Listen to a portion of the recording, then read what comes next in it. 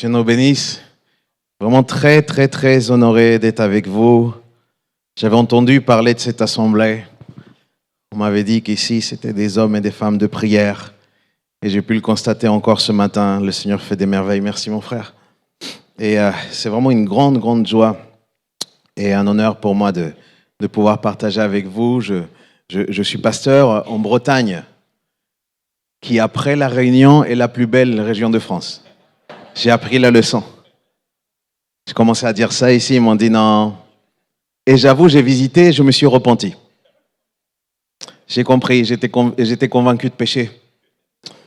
Je me suis dit vraiment, la Réunion, c'est quelque chose, quoi. J'ai appris des trucs, mais moi, je respecte le créole. Du coup, la seule chose que je vais dire aujourd'hui, c'est comment il est. Et ça s'arrête là. Ça s'arrête là. J'ai trop de respect pour votre langue. Du coup, moi, je m'arrête là. Chaque jour que j'ai eu l'opportunité de pouvoir apporter la pensée du Seigneur, je réfléchissais vraiment à quelle est la situation, parce que c'est ça qui est merveilleux avec la parole de Dieu. C'est que comme c'est la parole qui vient du Seigneur, et ben Dieu connaît finalement le besoin. Il connaît la situation de chaque cœur. Vous ne trouvez pas ça miraculeux qu'à chaque fois qu'il y a une parole, on peut être extrêmement différent et elle vient, elle nous retrouve là où nous sommes? C'est quand même un mystère énorme. Et j'aime ça et du coup, je crois que le Seigneur m'a donné quelque chose pour vous et je vais le donner avec crainte et tremblement, avec beaucoup d'humilité. Je vais parler sur l'autorité de la parole en tant que telle. Allez avec moi dans Ésaïe chapitre 55 pour peut-être introduire un petit peu cette thématique. Ésaïe chapitre 55 du verset 6 au 11. Pendant que vous cherchez, je profite pour dire que je suis marié, très marié, très, très marié. Et si je suis marié, je suis encore plus amoureux que marié. J'aime ma femme de tout mon cœur. Elle me manque beaucoup, beaucoup, beaucoup, beaucoup. Et on a la joie d'avoir 2 enfants, Alonso qui a 10 ans et ma petite Zoé qui a 6 ans. Et c'est une joie, c'est un défi aussi, il faut le dire. Hein. Est-ce qu'il y a des parents ici dans la salle? Tu te souviens, hein, des nuits où tu ne dors pas? Ah. Moi, mon fils, pendant les 4 premières années, il n'a pas dormi. Et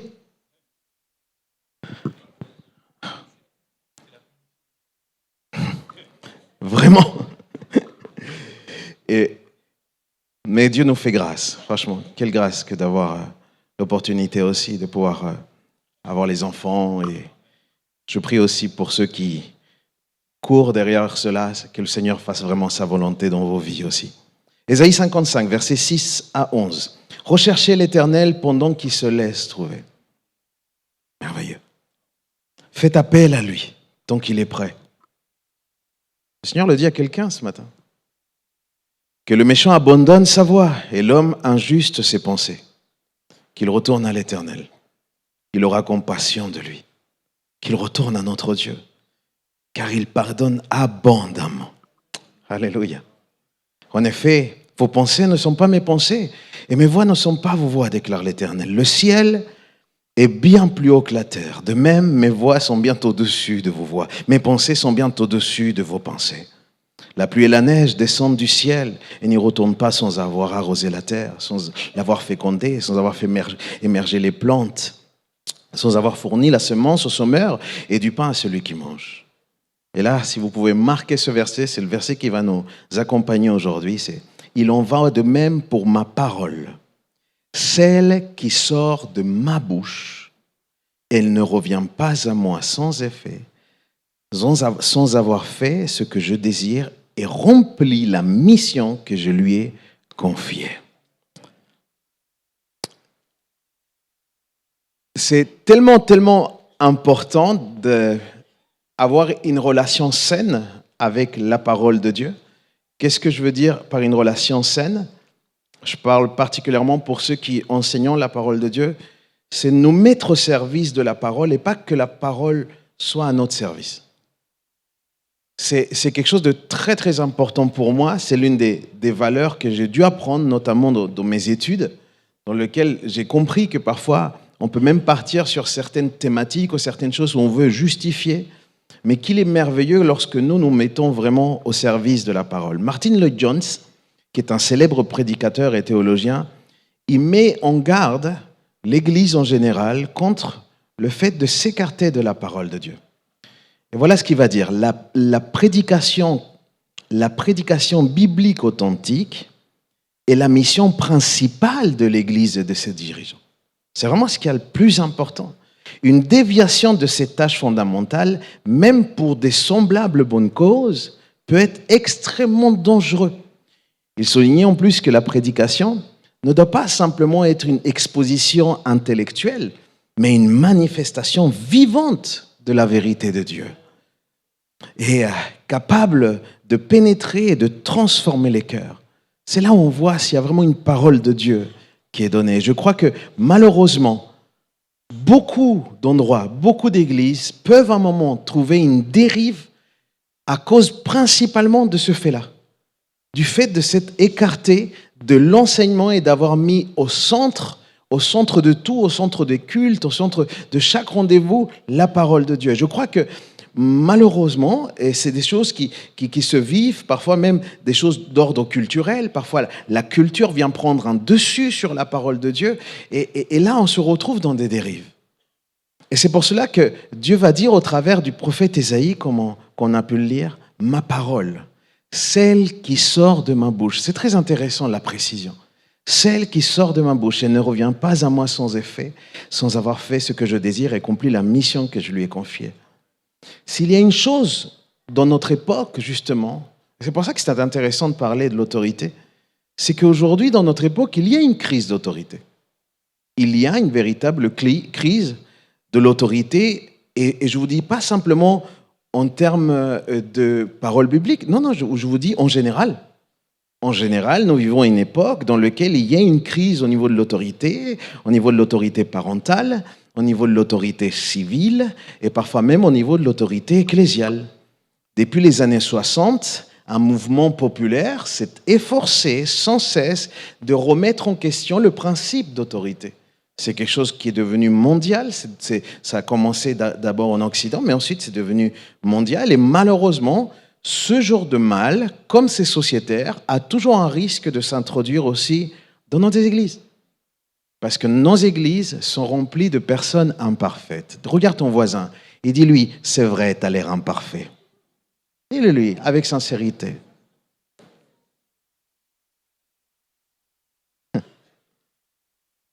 On peut le constater essentiellement vis-à-vis du non-respect, justement.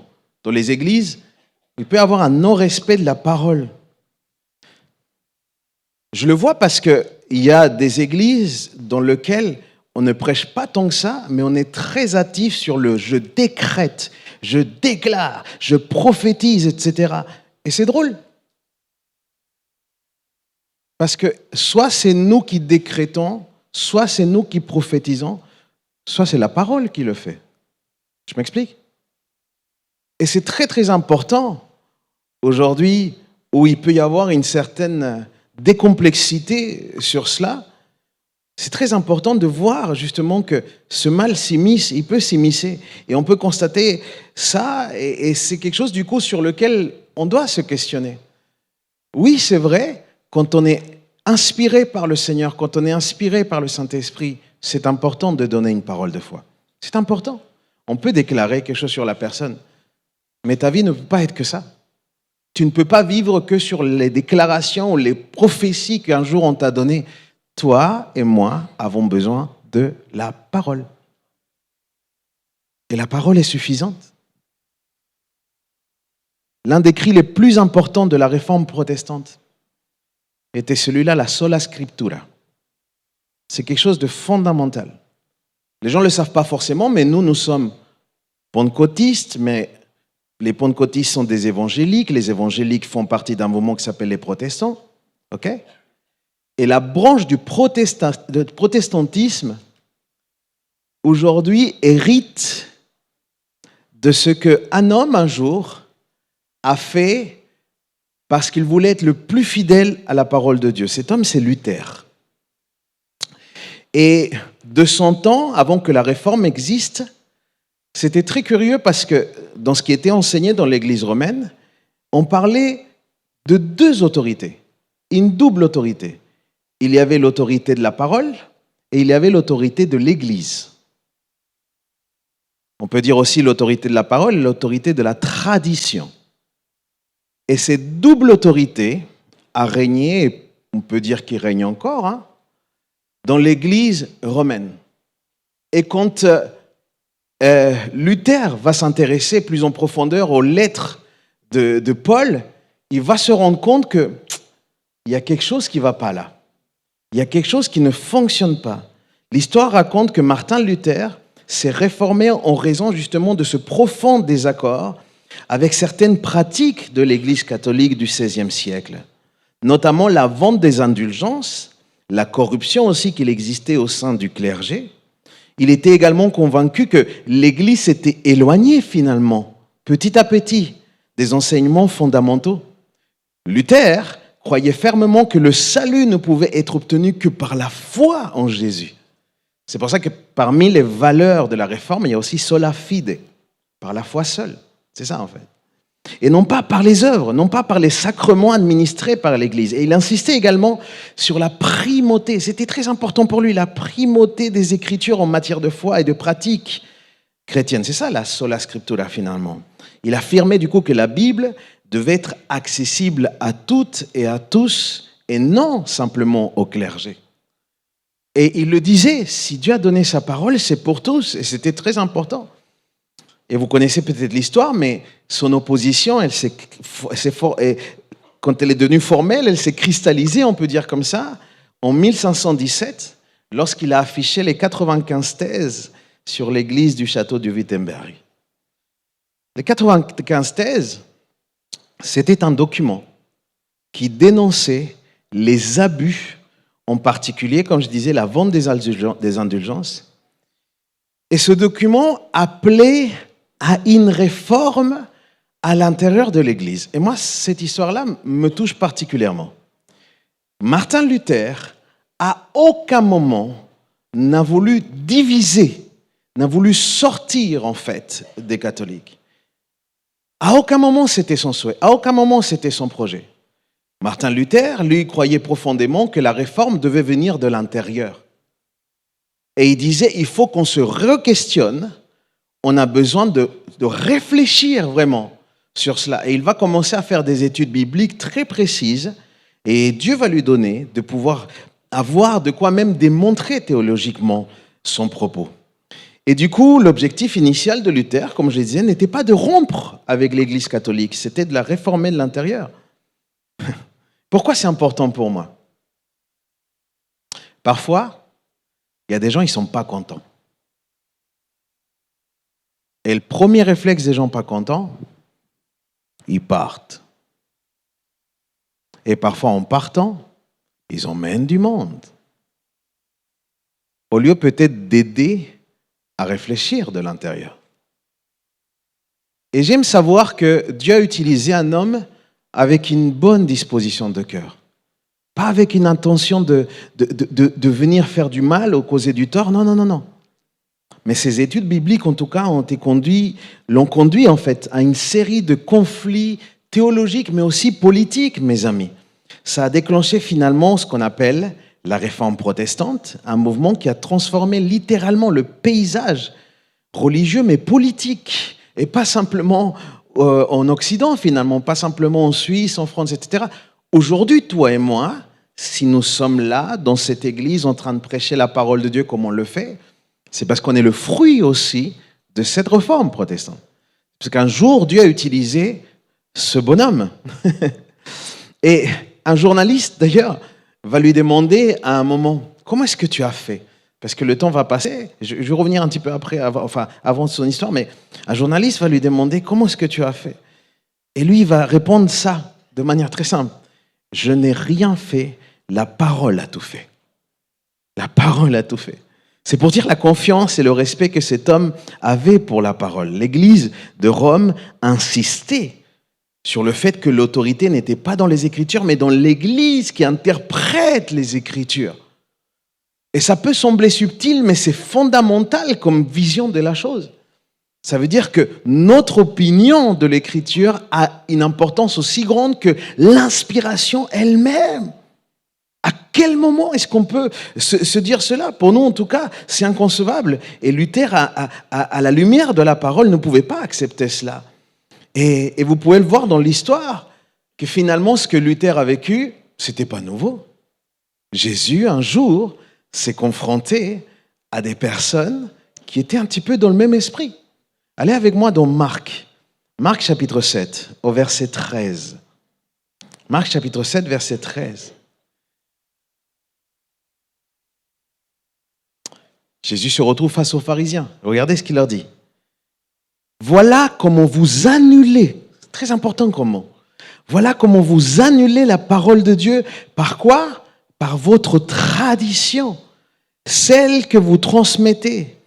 Et vous faites bien d'autres choses du même genre. Les pharisiens, les amis, sont à ce moment-là réfutés, et repris par Jésus, en leur disant justement que pour eux, leur tradition était au-dessus de l'inspiration divine, était au-dessus de la parole de Dieu. Et c'est quoi l'effet? C'est que ça l'annule. C'est que ça l'annule. Tu crois soit en l'un, soit en l'autre. Soit en l'un, soit en l'autre.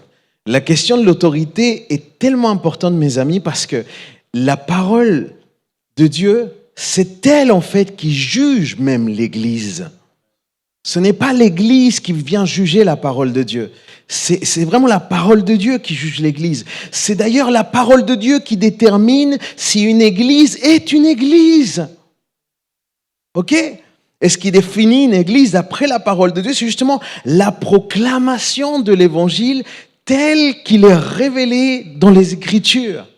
Christ, mort et ressuscité, est suffisant pour ton salut et pour mon salut.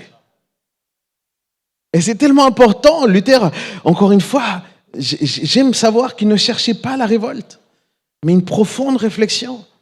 Parce qu'il avait lu les lettres de Galates. Il s'était dit, waouh. Il avait lu aussi les lettres de Romains. Cette richesse théologique qu'il y a dans Romains. Il avait lu Éphésiens. Et dans Éphésiens, tu as cette expression « en Christ ». Et il avait lu tellement de fois, plus de 30 fois, je crois que c'est 37 fois que c'est marqué « en Christ, en Christ, en Christ ». Et Luther disait « mais nous avons tout en Christ. Pourquoi est-ce qu'on doit payer ceci? Pourquoi est-ce qu'on doit faire cela ?» Il disait non, c'est pas possible en fait. Il ne comprenait pas du coup ce que faisait l'Église à ce moment-là. Et Luther va être confronté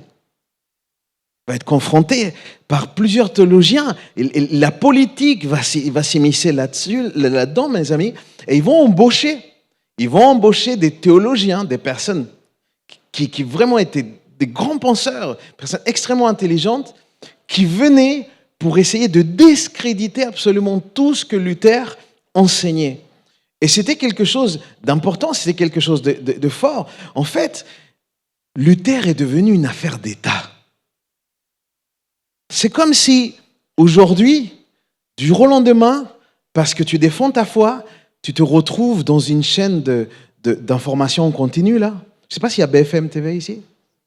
C'est comme si tu te retrouves toute la journée avec ta tête, là, et avec un bandeau en bas.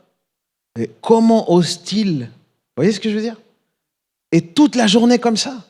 C'était littéralement, à son époque, ce qu'a vécu Luther. Luther va vivre une oppression terrible parce qu'il n'est pas compris. Parce qu'il y a un ensemble de personnes qui ne se tournent pas vers la parole de Dieu, mais qui font confiance simplement à des hommes qui les partagent et qui la partagent à leur façon. Et du coup, c'était extrêmement choquant pour la société à ce moment-là d'avoir ce bonhomme qui disait non, en fait, les choses ne sont pas comme elles semblent. Mais Luther tenait bon. Mais comme c'était les hauts responsables, les gouverneurs, il trouvait le moyen de l'épuiser. Et à un moment, Luther se fatigue. À un moment, Luther n'en peut plus. La tâche, la difficulté qu'il rencontre, l'opposition qu'il rencontre Elle était trop difficile. Et une angoisse va commencer à l'envahir. Il va être angoissé par la pression de toutes ces personnes qui étaient là. Et à ce moment-là, il va élever une prière qui est marquante, mes amis. Et j'ai retrouvé cette prière, et si vous me le permettez, j'aimerais vous dire, essayer de dire mot à mot vraiment ce qu'il va dire dans cette prière. Parce que pour moi, elle est marquante, et puis elle nous fait ressentir un petit peu vraiment ce que Luther a vécu à ce moment-là. Il va dire ceci. Ô Dieu tout-puissant et éternel, comme ce monde est terrible. Voici, il ouvre la bouche pour m'avaler. Et moi, je te fais si peu confiance. Comme la chair est faible et Satan, comme est-ce qu'il semble fort. Si je dois mettre ma confiance uniquement dans la force de ce monde, tout est perdu. Ma dernière heure est venue, ma sentence a été prononcée. Oh mon Dieu, toi tu peux le faire, oh mon Dieu, aide-moi contre la sagesse du monde, fais-le, tu peux le faire, toi seul, parce que ce n'est pas mon travail, mais c'est le tien, je n'ai rien à faire ici, rien à combattre contre ces grands de ce monde. Moi j'aimerais que mes journées se déroulent dans le bonheur, dans la paix, mais cette cause est la tienne, et à cause de cette cause qui est juste, qui est éternelle, je continue. Oh Seigneur, aide-moi. Dieu fidèle et immuable. Je ne fais confiance à aucun homme. Ça serait en vain. Tout ce qui est humain est incertain. Tout ce que vient de l'homme tombe. Oh mon Dieu. Oh mon Dieu. Tu m'entends pas? Mon Dieu, es-tu mort? Non. Tu ne peux pas mourir, tu te caches juste. Tu m'as choisi pour ce travail. Je le sais bien. Alors agis, oh Dieu. Tiens-moi, je veux me tenir plutôt à tes côtés. Pour le bien que ton Jésus-Christ bien-aimé, qui est ma défense, mon bouclier, ma forteresse, je veux le faire pour lui. Et après un moment de lutte intérieure, silencieux, il va continuer à prier et il va dire, Seigneur, où tu te caches? Oh mon Dieu, où tu es? Viens, viens, viens, je suis prêt. Je suis prêt à donner ma vie pour la vérité. Doux comme un agneau, car c'est la cause de la justice et c'est ta cause. Je ne serai jamais séparé de toi, ni maintenant, ni pour l'éternité. Et même si le monde était plein de démons, même si mon corps, qui est encore l'ouvrage de tes mains, devait mourir et être étendu sur le trottoir, coupé en morceaux, réduit en cendres, eh bien, mon âme est à toi. Ta parole est ma garantie. Mon âme t'appartient et habitera pour toujours avec toi. Amen. Oh mon Dieu, aide-moi. Amen.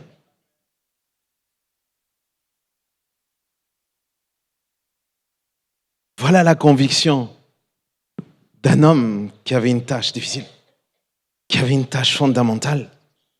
La conviction d'un homme de Dieu, finalement. Et cette conviction, mon frère, ma sœur, toi et moi, on en a besoin. Et je vais te dire, toi et moi, on en aura de plus en plus besoin de cette conviction. Parce que les temps ne vont pas s'arranger. Vous bénéficiez aujourd'hui d'une grâce énorme de pouvoir même proclamer l'évangile dans la rue. Un jour, parce que tu vas être dans la rue, tu vas être persécuté. C'est l'un des risques quand j'ai des jeunes qui veulent se faire baptiser. Moi, je les décourage. Je vais dire, mais il est fou ce pasteur. Moi, je leur dis, écoute-moi bien. Suivre Jésus veut dire que potentiellement, à un moment dans ta vie, non pas parce que tu as fait quelque chose de mal, non pas parce que tu as commis un crime ou autre, mais à un moment de ta vie, il est possible qu'à cause de Christ, on te persécute. Si tu es prêt à cela, alors tu es prêt à passer dans les eaux du baptême. Mais il faut avoir une conviction tellement profonde. Il faut avoir cette force qui nous vient du Saint-Esprit. L'histoire raconte que le lendemain de cette prière, juste le lendemain de ce moment d'angoisse, devant des centaines de hauts responsables, il n'y avait qu'une seule question qu'on lui posait. Luther, est-ce que tu reviens sur ce que tu appelles l'autorité seule de la parole? Est-ce que tu reviens sur tes propos? Est-ce que tu tiens encore tes propos? Ce à quoi il répondra. C'est fort. Si vous me réfutez avec l'Ancien et le Nouveau Testament, c'est-à-dire l'Écriture seule, et vous me prouvez que ce que je dis est incorrect et faux, alors moi-même, je brûlerai mes enseignements. Les hauts responsables vont prendre ça comme une provocation. Ils vont se dire, mais pour qui tu te prends? Ils vont être indignés. Tu es sûr de ce que tu es en train de dire? Sois clair, Luther. Tu es sûr? Et Luther va répondre, je ne peux soumettre ma foi ni au pape ni au concile, car il est clair comme le jour qu'ils sont souvent tombés dans l'erreur, ainsi que dans de nombreuses contradictions avec eux-mêmes. À moins que je sois convaincu par le témoignage des Écritures ou par des raisons évidentes, je resterai convaincu par l'Écriture que j'ai citée, car ma conscience est prisonnière de la parole de Dieu. Et je ne peux pas aller à l'encontre de cela, parce que ça ne serait pas juste que d'agir contre la conscience. Alors que Dieu me vienne en aide, amen. Et c'est ça qu'il va dire. Extraordinaire. Devant toute cette pression, cet homme était profondément convaincu. Et du coup, Luther scelle ce principe-là, cette valeur profonde avec sola scriptura.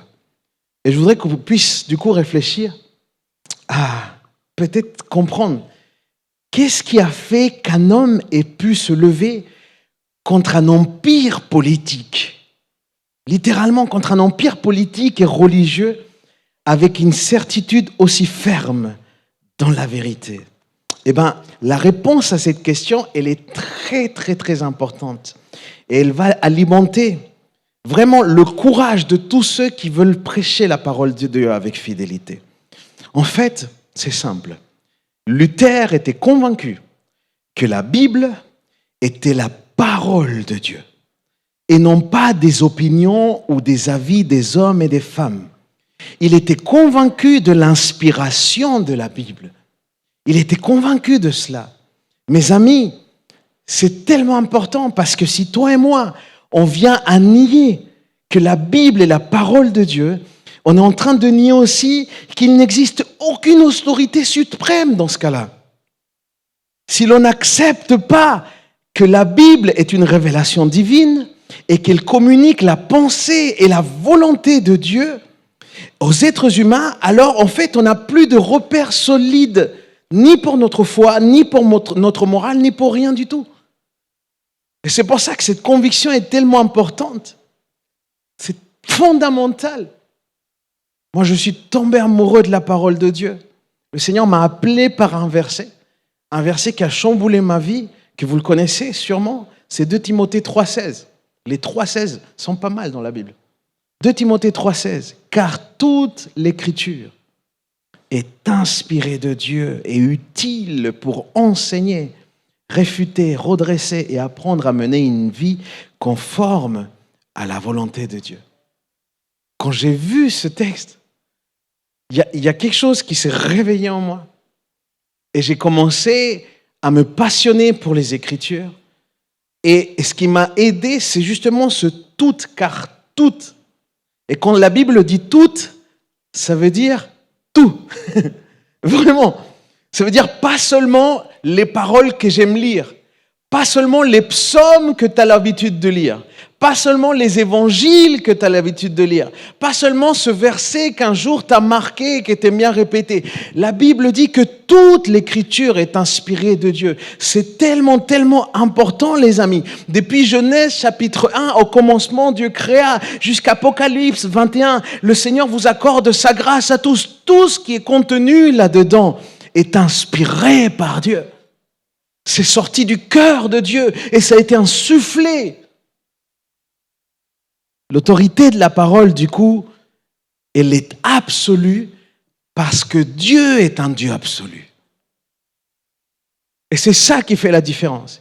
Et ici, le mot inspiré dans le grec, c'est theopneustos. Ce qui veut dire littéralement, c'est un principe de respirer, de souffler. Vous imaginez? Le souffle de Dieu.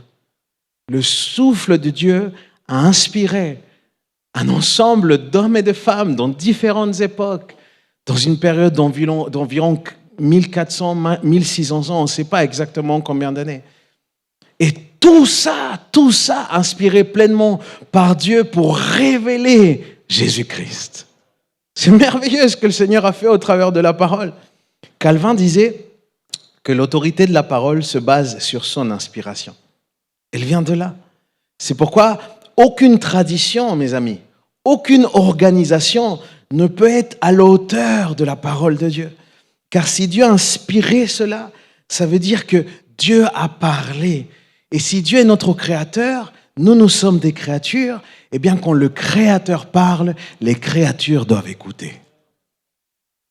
Du coup, l'autorité de la parole de Dieu est attachée à deux principes fondamentaux. Peut-être le premier, on pourrait dire que c'est notre conception. C'est peut-être la vision même que nous avons de Dieu. Selon comment est-ce que tu vois Dieu, selon comment est-ce que tu comprends Dieu, c'est comment est-ce que tu vas aussi interpréter les Écritures. Il y a des personnes qui ne comprennent pas que Dieu peut être un bon père parce qu'ils ont vécu un ensemble de faits dans leur vie, un ensemble de catastrophes, et une enfance tellement difficile que c'est très, très compliqué de pouvoir Dieu sur ses facettes de père. Et on a besoin de la parole de Dieu, du coup, pour pouvoir enlever le focus de tout ce qu'on a toujours eu, pour mettre notre focus sur la vérité absolue. Dieu est un bon père. Et là, le deuxième, peut-être, principe fondamental, c'est justement l'assurance que Dieu a inspiré, que Dieu vraiment a inspiré la parole. Si on n'est pas convaincu de ça, croyez-moi, on ne va pas approcher la parole de la même manière. En d'autres mots, regarde, si Dieu n'est pas omniscient, ça veut dire qu'il n'a pas la connaissance de tout. Si Dieu n'est pas saint, si Dieu n'est pas juste, si Dieu n'est pas souverain, au contrôle de tout, tel qu'il est décrit dans la parole de Dieu, alors nous n'avons pas à nous soumettre à Dieu.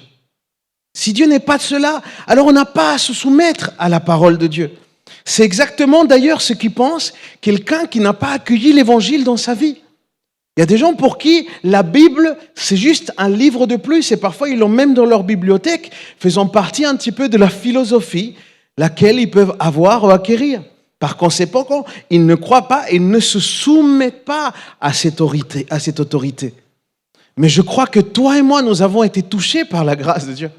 Et parce qu'on a été touchés par la grâce de Dieu, nous croyons de toutes nos forces que Dieu est omniscient, qu'il est saint, qu'il est juste et qu'il est souverain. Et par conséquent, nous croyons et du coup, nous nous soumettons à son autorité. Quelqu'un dit Amen ici, si vraiment tu le crois.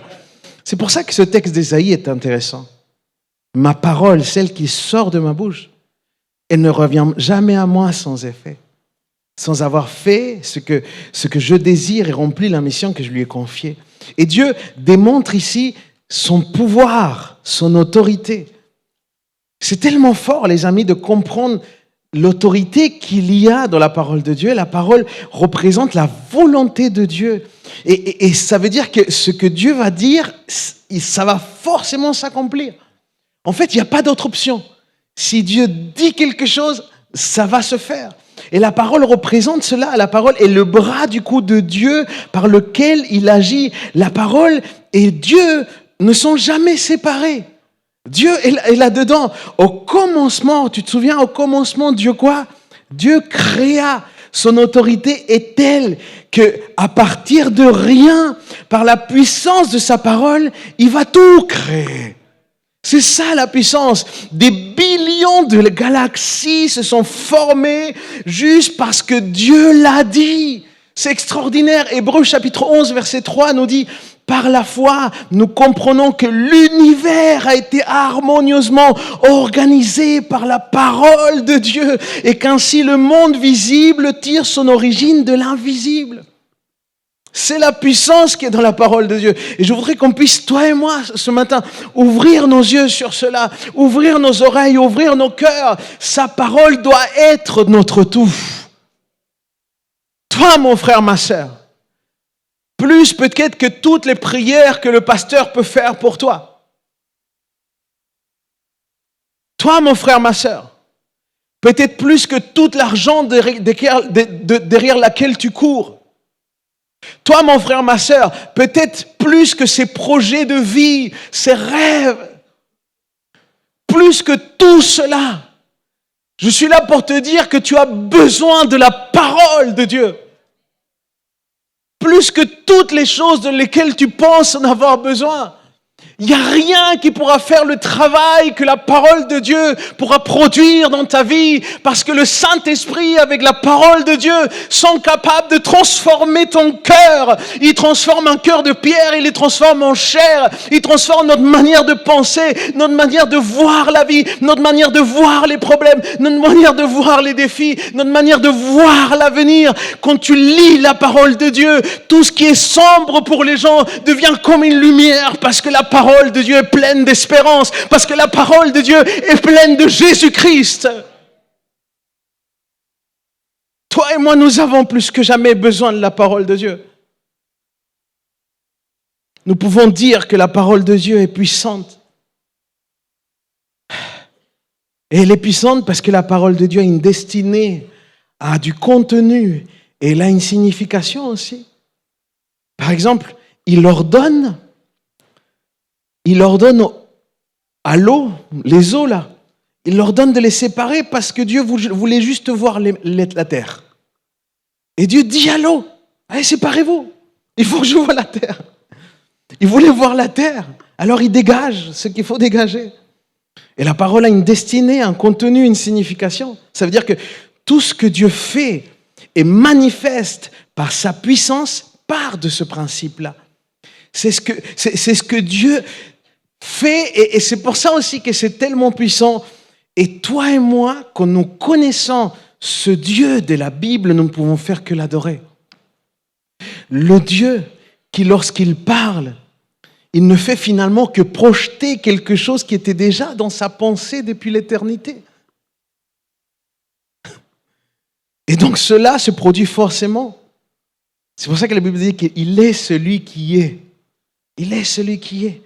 Mon frère, ma sœur, tu n'es pas le fruit d'un accident. Tu n'es pas le fruit d'une nuit folle entre ton père et ta mère. Tu n'es pas le fruit de cela. Tu n'es même pas le fruit d'une organisation familiale. Mon frère, ma sœur, depuis l'éternité, tu étais dans la pensée de Dieu. Et Dieu, un jour, il a dit, c'est le temps. Et Dieu s'est débrouillé pour qu'un fœtus puisse être créé. C'est incroyable. Et Dieu l'a fait. Et s'il l'a fait cela, c'est parce qu'il te désirait. Jérémie va dire quelque chose d'extrêmement fort. Il va dire, en parlant de cette révélation qu'il a de Dieu, il va dire, d'un amour éternel, je t'ai aimé. Tu n'es pas le fruit du hasard. Tu n'es pas le fruit d'un accident. Non, non, non, non. Encore une fois, sa parole, c'est dans sa parole qu'il y a l'autorité. La manifestation même du surnaturel, tout ce que tu peux vivre de manière surnaturelle, repose sur notre entière confiance que la parole est vraie, que la volonté, c'est Dieu lui-même qui la détermine et c'est lui qui inspire les moments. C'est lui qui inspire ce qui se passe, mais il inspire par sa parole. Tout ce que Dieu a fait, il l'a fait à partir de ses paroles. Dieu est tellement lié à sa parole que quand son Fils est venu sur terre, il l'a nommé comme ça. Il a dit, lui c'est le Logos, la parole. Jean 1, verset 1. Au commencement était le Logos, au commencement était la parole. En parlant de son Fils. Et la parole Jésus, c'est quand il va enseigner en plus. Il va s'appuyer que sur ça, ça va être cette réalité. Jésus va incarner cette parole. Regardez ce qui se passe juste après le sermon de la montagne. Matthieu chapitre 7, versets 28 et 29. pour avancer un petit peu plus. Matthieu chapitre 7, versets 28 et 29. Vous m'accordez encore quelques minutes ou il faut déjà que... Vous me dites, hein? Sentez-vous libre. Matthieu 7, versets 28 et 29. Quand Jésus eut fini de parler, les foules étaient impressionnées par son enseignement. Pourquoi? Parce qu'il parlait avec quoi? Avec une autorité que n'avaient pas leurs spécialistes de la loi. Qu'est-ce qui a donné l'autorité à Jésus? Sans aucun doute, sûrement sa sainteté. Sûrement, Jésus n'a jamais péché. Sans aucun doute, la maîtrise aussi des Écritures. Je crois aussi vraiment qu'il était l'objet, le sujet des Écritures. Du coup, toutes les Écritures pointaient vers lui. Mais mes amis, sans doute l'autorité qu'a Jésus vient du fait que Jésus va se contenter d'enseigner que ce que le Père lui donne d'enseigner. Il ne va pas s'aventurer sur des nouvelles philosophies. Il ne va pas essayer de réinventer une quelconque chose.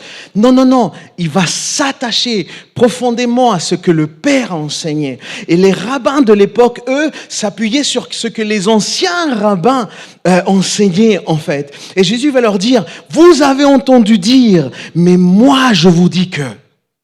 Parce que vous, là, vous vous êtes basé sur ce que le grand-père, sur ce que... Vous voyez, un petit peu comme... Vous connaissez l'histoire du poulet dans le four, d'un jeune couple. Il y a un jeune couple, peut-être ici c'est un poisson, parce que selon les endroits, ils changent le contenu.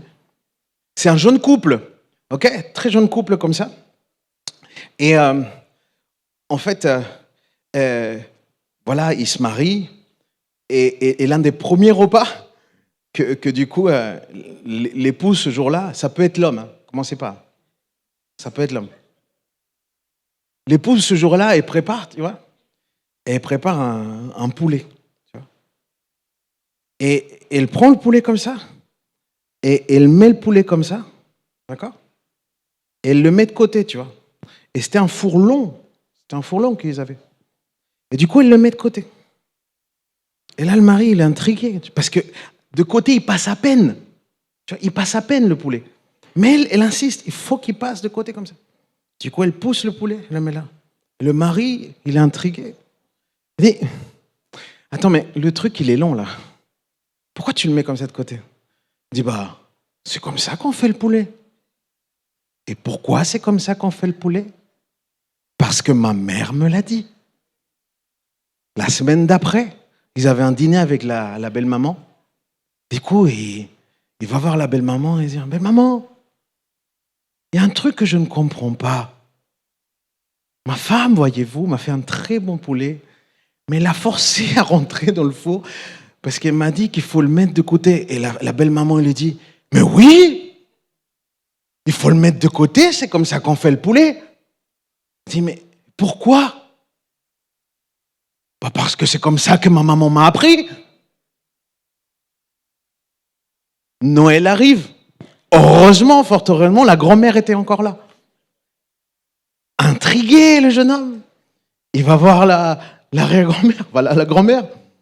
Il va lui dire, mamie, oui mon fils,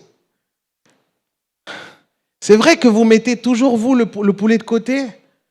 Elle dit, oui. Et pourquoi? Parce que j'avais un petit four à l'époque.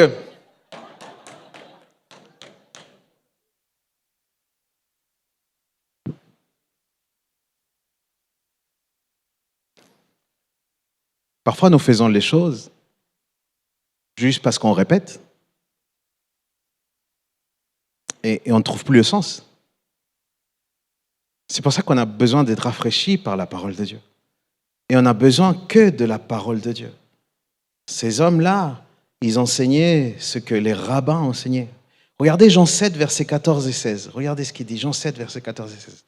La moitié de la semaine de fête était déjà passée quand Jésus alla au temple et il se mit à enseigner. Les Juifs en étaient tous étonnés et se demandaient, comment peut-il connaître à ce point les Écritures sans jamais les avoir étudiées? Et Jésus répondit, rien de ce que j'enseigne ne vient de moi, j'ai tout reçu de celui qui m'a envoyé. Jean chapitre 8, verset 28, parce que je vois encore des sceptiques à ce que je suis en train de dire. Jean chapitre 8, verset 28, il dit, quand vous aurez élevé le Fils de l'homme, alors vous comprendrez que moi je suis.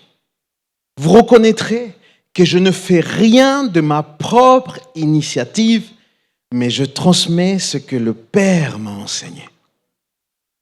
Jean 8, verset 38, il dit, moi je parle de ce que j'ai vu chez mon Père. Moi je parle de ce que j'ai vu chez mon Père. Quant à vous, vous faites ce que vous avez appris de vos pères. Et le verset 40, après, il dit, au lieu de cela, vous cherchez à me faire mourir. Pourquoi ? Parce que je vous dis la vérité telle que je l'ai apprise de Dieu. Parfois, parler de la parole de Dieu ne va pas plaire. Mais le Seigneur veut qu'on soit fidèle à l'enseignement de notre Père. Mes amis, nous prédicateurs. C'est un encouragement pour mes frères, je le dis avec beaucoup d'humilité. Il y a ici des gens qui prêchent depuis bien plus de temps que moi, bien plus de temps que moi. Rien que Philippe, moi j'ai un profond respect pour les frères parce qu'il n'y a pas que des prédications, il y a une vie. Il y a une vie. Il y a une vie de sacrifice, il y a une vie de choix, il y a une vie à supporter un certain nombre de choses. On n'est pas des super-hommes, on n'est pas des gens qui sont plus grands ou plus importants que les autres, mais il doit y avoir une consécration. C'est propre au ministère en tant que pasteur. Mais je crois que nous, prédicateurs, nous avons besoin de prêcher la parole de Dieu, c'est tout. Que la parole de Dieu. Je crois que parfois, on se trompe à vouloir essayer de trouver un truc technique, un truc extraordinaire, etc.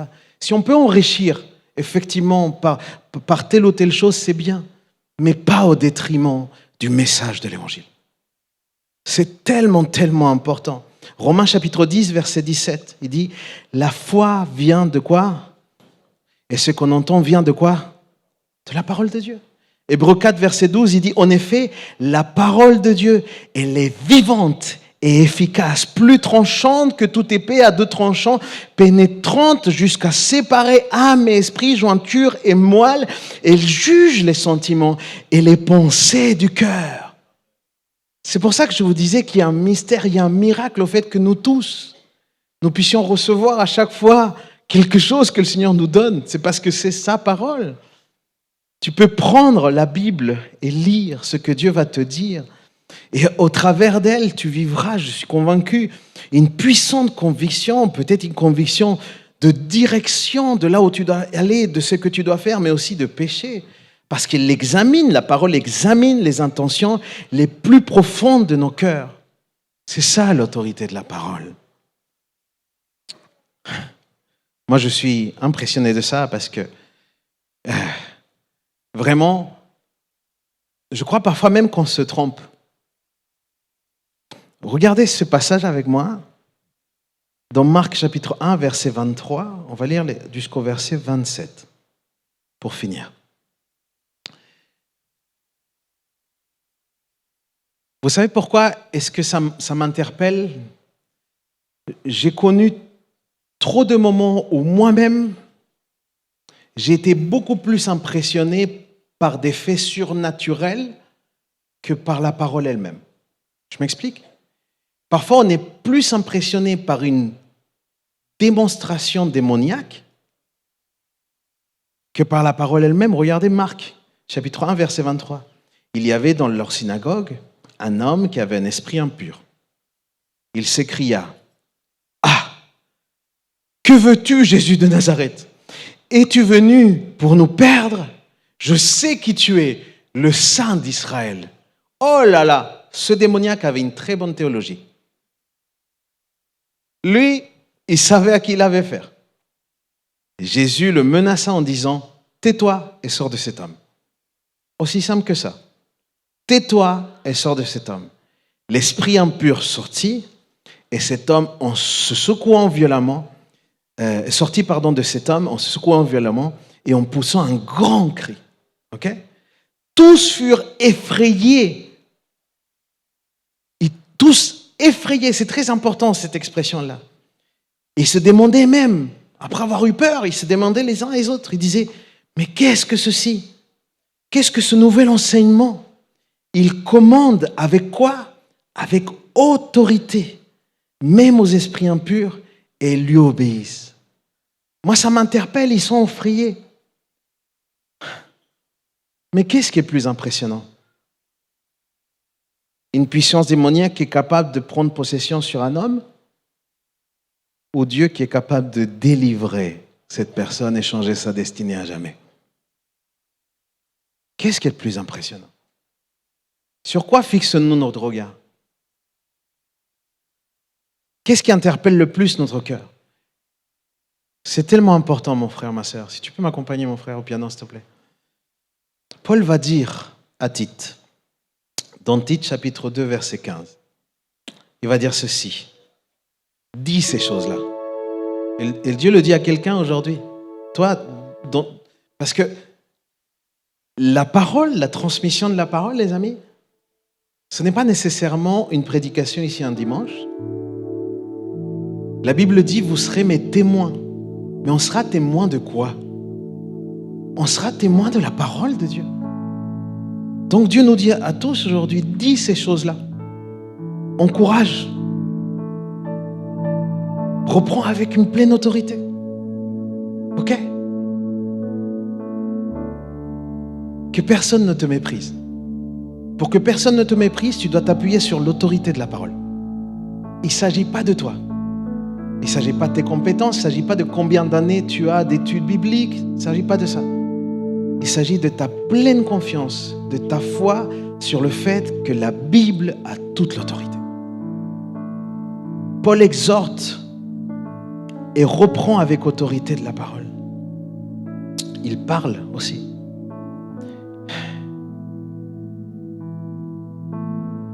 Je me rends compte, moi. Parfois, on veut bien faire. Et parfois, nous, on veut pointer le péché de l'un et de l'autre. Mon frère, ma sœur, je crois qu'on ne peut reprendre quelqu'un que quand on a cette autorité de la parole. Ce n'est pas sur tes sentiments, parce que parfois, tu ne comprends pas non plus le processus que la personne vit. Parfois, toi et moi, on doit s'abstenir de certaines choses. Moi, je ne peux parler du péché qu'en me basant sur la parole de Dieu. Idem pour tous les enseignants, je le pense. Je le dis souvent à mon église. Mon frère, ma sœur, mon opinion n'est pas si importante. J'ai des gens qui viennent me voir et me disent, pasteur, voilà, j'ai telle opportunité de travail, pasteur, il faudrait que je déménage, etc. Et moi, je leur dis, mon opinion n'est pas si importante. Je peux te donner un conseil et j'essaierai d'être le plus sage dans mon conseil. Mais Dieu, lui, il a une parole pour toi. Dans sa parole, dans la communion que toi, personnellement, tu peux avoir avec lui, tu peux trouver cette direction. Si tu fais confiance à la parole de Dieu, si tu as une saine relation avec la parole de Dieu. Merci à tous ceux qui manifestent de la confiance envers le pastorat. Moi, personnellement, là-bas, je suis ému de ça. Mais je ne fais qu'une chose, c'est de les renvoyer vers Jésus. S'ils tiennent, je dirais, peut-être ceci, peut-être cela, mais viens, on prie là. Puis on va chercher ensemble ce que le Seigneur met comme conviction dans ton cœur. Je crois que c'est fondamental. Mon opinion, en tout cas, n'est pas si importante. Peut-être celle de Philippe est géniale, mais moi, la mienne, elle n'est pas si importante. Par contre, la parole, oui. La parole de Dieu. Pour ma part, en tout cas, je crois que la parole, elle n'est pas à questionner. Elle n'est pas à piétiner, ni à diluer. La parole, pour moi, elle n'est pas à ignorer. Elle n'est pas à mettre en second rang. Car je crois profondément à l'autorité de la parole. Et si toi aussi tu le crois, dis-moi un amen aujourd'hui. Il y a un texte qui est très peu connu. D'ailleurs, l'auteur n'est pas connu. C'est un pasteur qui a écrit ça, mais je vais vous conclure avec ce que ce pasteur a dit. Parce que j'aurais pas pu dire mieux. La Bible contient la pensée de Dieu l'état de l'homme, la voie du salut, la condamnation des pécheurs et le bonheur des croyants. Ces doctrines sont saintes, ces préceptes sont engagés, ces histoires sont vraies et ces décisions sont immuables. Lisez-la pour être sage, croyez-la, mettez-la en pratique pour votre bénédiction. Elle contient de la lumière pour vous guider, de la nourriture pour vous soutenir et du réconfort pour vous encourager. La Bible est la carte du voyageur, le bâton du pèlerin, la boussole du pilote, l'épée du soldat et l'itinéraire de chaque chrétien. En elle, le paradis est rétabli, mais les portes de l'enfer sont ainsi révélées.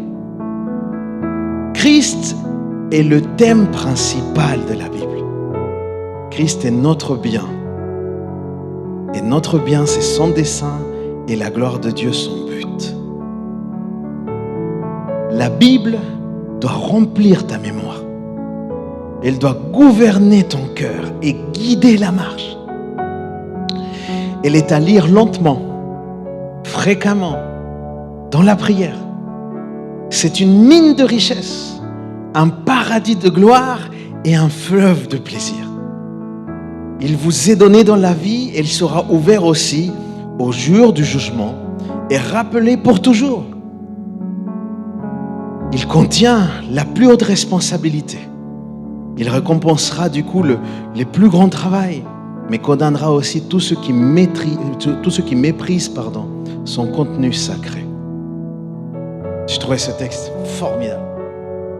Et je crois que c'est ça, les amis. La parole de Dieu est au-dessus de tout.